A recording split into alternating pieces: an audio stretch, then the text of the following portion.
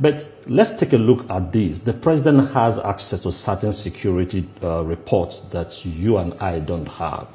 And would you have advised that the president sit back, the president of Nigeria sit back and allow the state to boil before taking action? Now, if we go back to 2013, for instance, when President Jonathan declared state of emergency, the governors wrote they were not the principal actors contributing to the crisis in the state. They wanted security, so he did not remove them. In this instance, the two institutions, the legislature, the executive, were the ones responsible for the crisis in the state. So how else will the president have I still insist that the fact that there's a face-off between the legislature and the executive does not mean that that position can only be met by a state of emergency. Under Gbenga Daniel, there was such a situation in Ogun State. Under Obaseki, there was such a situation in his first term in Edo State. At some point, I also think, of Ogun State? Yes. Under Gbenga Daniel, there was no state of emergency. Yeah. Whatever happened.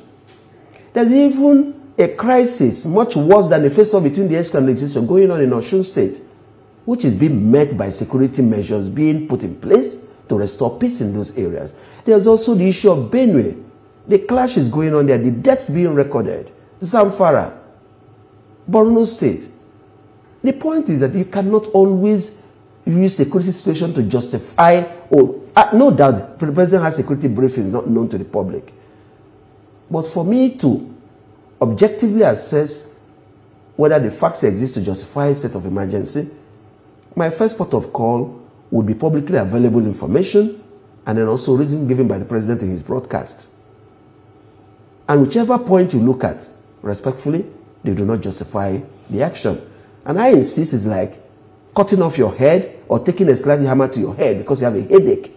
Because there were alternatives. The president could have brought the two persons to the table, the governor, and the other person led by a minister in his government. So the point is, not every security situation, there will always be security reports, mind you. And not all will justify state of emergency. But does Rivers State require certain actions to restore peace? Yes. Must people swallow their ego to achieve this? Yes. What kind of solution must be found? It would not be an action that does violence to the Constitution, but one that uses politics.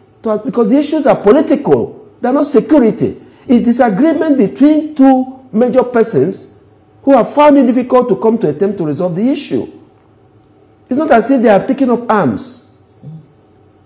It's not a security situation. And I keep saying, if the major players will swallow their ego and sit down and resolve whatever difference, because these differences are even personal to my mind, because they are not institutional. They have nothing to do with governance. They have nothing to do with law or the security and welfare of the Rivers people, who unfortunately are the victims of this situation we have on.